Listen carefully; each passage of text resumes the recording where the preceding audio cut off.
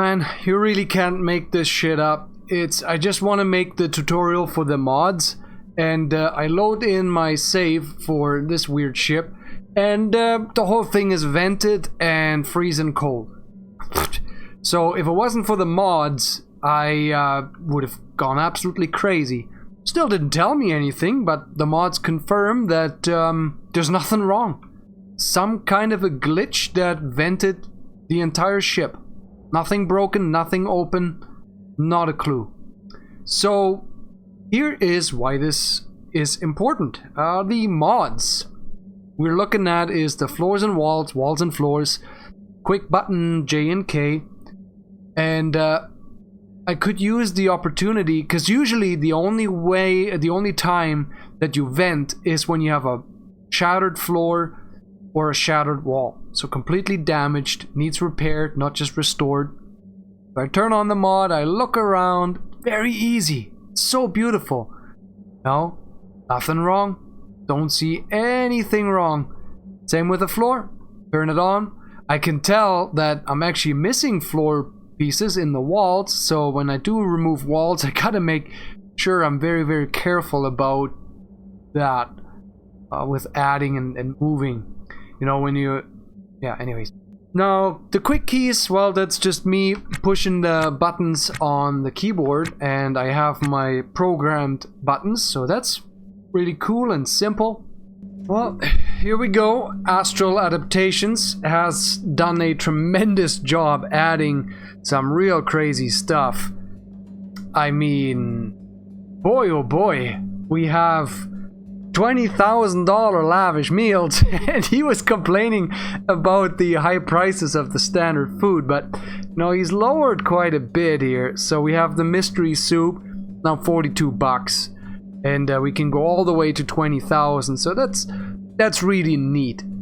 I think it's almost a bit much, considering that we're salvaging, we're kind of out and about, but we don't know. I mean, it's nothing crazy. Well, and you don't know what it's made of. All the old stuff was made out of junk, synthesized proteins and stuff, so it looks good, but who knows what it is. Really cool mod though. We have lots of food to choose from, and works really well. I haven't had any problems with it so far. Okay, so here we are in the ship editor, and we'll show off the history, the edit history, which is a huge deal. I've actually not even used the ship editor prior to having the history, because this only makes sense. So we're building a ship, we have different components in here, and sure, we can use the eyedropper just like it says here. So we hold the button for eyedropper and we do a selection and we get the component. But say we're at the other end of the ship here, we're all zoomed in, and you know, we still have in our list the thruster. Because when you search, it doesn't always, I mean, this one here comes up as third position, okay, convenient. But usually if you know that it's within the last couple pieces, just quickly scroll through it. Oh, boom, here's a thruster, and we can add that. Same with the floor. Say we're looking for a floor, and we know we're using the 46 series.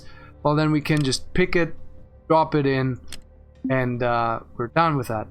By the way, I found I always need to select back to draw right away, because I often leave the fill on and then I wonder why I can't place anything, and it's like, what is going on? Yeah, that is the reason.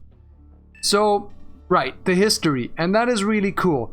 And by the way, I can't remember, I think it was on Reddit, maybe? Someone was asking how you replace the tiles if that doesn't work or whatever. So you can do it in any section. You select any section you want to replace, right? And say you want a 49 series floor here. Well, then you select that and you hit the button, blue button, and it replaces that floor. What's cool about this is it also works underneath a thing. If we remove the station, you see, And speaking of, so another example for the history. So we've just deleted the station. We've worked with the floor. Well, now we need to add back the station. Well, here it is. Cool. Same with conduits, right? So say we're working on the walls and we have conduit all the way around. Well, if we want to use the eyedropper, guess what it selects? The conduit. Well, we can get to it if we move it out of the way. We can get to the wall and we can use our dropper, sure. But that's work, right? So instead, if we look in our history, we just recently used it. Boom, there is the conduit and we can run it. So lots of really good reasons to use the history.